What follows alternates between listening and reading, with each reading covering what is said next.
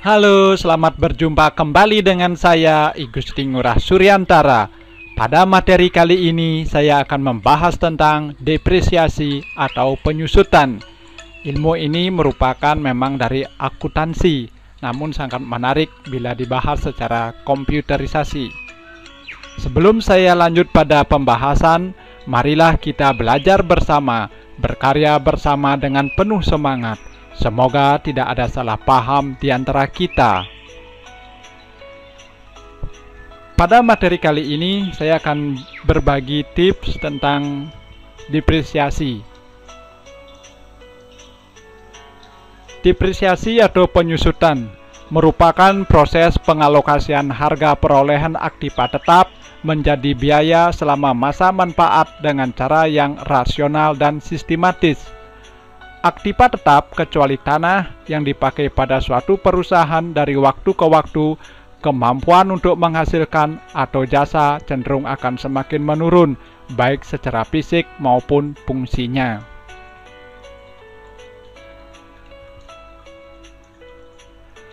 Depresiasi bukan penilaian aktiva, tetapi merupakan proses pengalokasian harga perolehan menjadi biaya setiap periode akuntansi. Perubahan aktiva tetap yang terjadi di pasar tidak perlu dicatat, karena pada dasarnya aktiva tetap yang dimiliki perusahaan dimanfaatkan untuk digunakan, bukan untuk dijual kembali. Sehingga sangat mungkin terjadi nilai buku suatu aktiva atau harga perolehan dikurang dengan total akumulasi depresiasi tidak sama dengan harga pasar. Akuntansi depresiasi adalah suatu sistem akuntansi yang bertujuan memberikan harga perolehan atau nilai dasar lain dari aktiva tetap berwujud, dikurangi dengan nilai sisa atau residu selama masa manfaat aktiva yang bersangkutan. Saldo rekening akumulasi depresiasi aktiva tetap menggambarkan jumlah depresiasi yang telah dibebankan menjadi biaya, bukan merupakan pengumpulan kas yang dihimpun untuk menggantikan aktiva lama dengan aktiva baru. Depresiasi mempengaruhi laporan keuangan pada neraca melalui rekening akumulasi depresiasi sebagai pengurang harga perolehan dan laporan rugi laba melalui rekening biaya depresiasi atau penyusutan.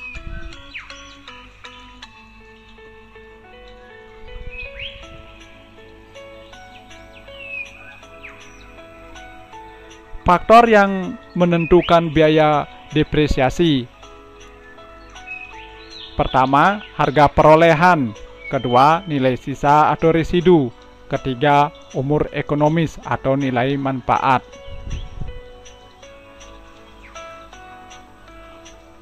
Harga perolehan: uang yang dikeluarkan atau hutang yang timbul dan biaya lain yang terjadi untuk memperoleh suatu aktiva dan menempatkannya agar dapat digunakan.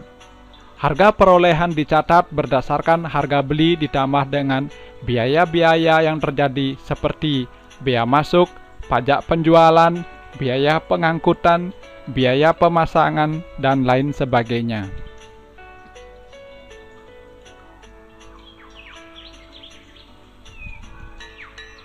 Nilai sisa atau residu dari suatu aktiva yang disusut adalah jumlah uang yang diterima bila aktiva dijual atau diturunkan, atau cara-cara lain bila aktiva tersebut sudah tidak digunakan lagi, dikurangi dengan biaya-biaya yang terjadi saat menjual atau menukar.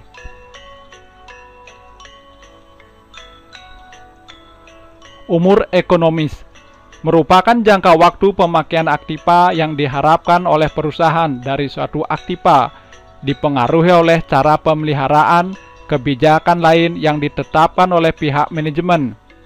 Taksiran umur ekonomis dapat dinyatakan dalam suatu periode waktu, satuan hasil produksi, atau satuan jam kerja dengan mempertimbangkan sebab keausan fisik dan fungsi.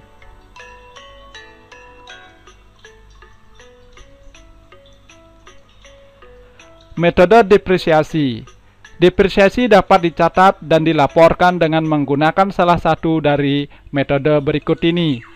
Bisa menggunakan garis lurus, jam jasa, hasil produksi, jumlah angka tahun, saldo menurun, atau gabungan.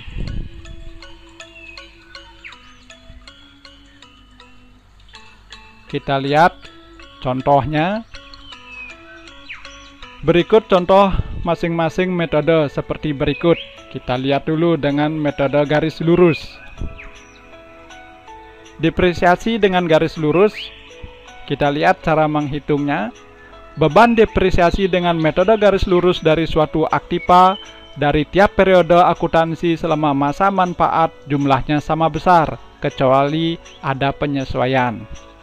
Rumus metode garis lurus adalah biaya depresiasi sama dengan harga perolehan dikurang nilai sisa dibagi dengan umur ekonomis. Mari kita lihat latihannya.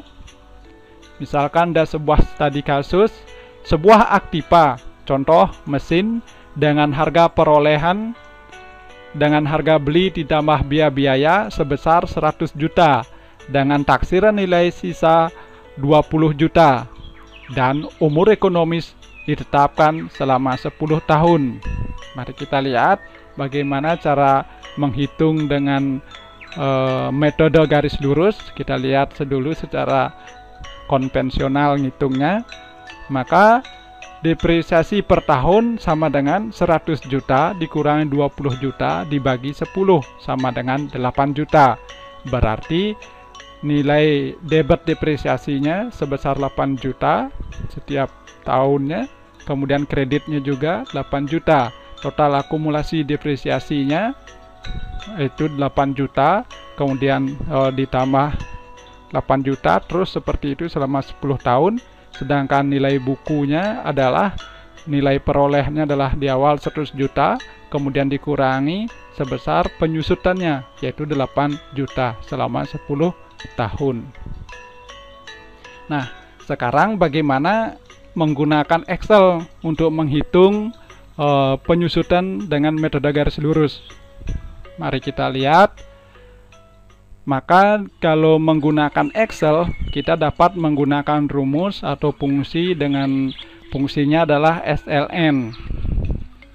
Nah, jadi untuk menghitung dengan metode garis lurus dapat menggunakan fungsi SLN, yaitu SLN harga perolehan kemudian nilai sisa, kemudian diisi dengan umur ekonomis.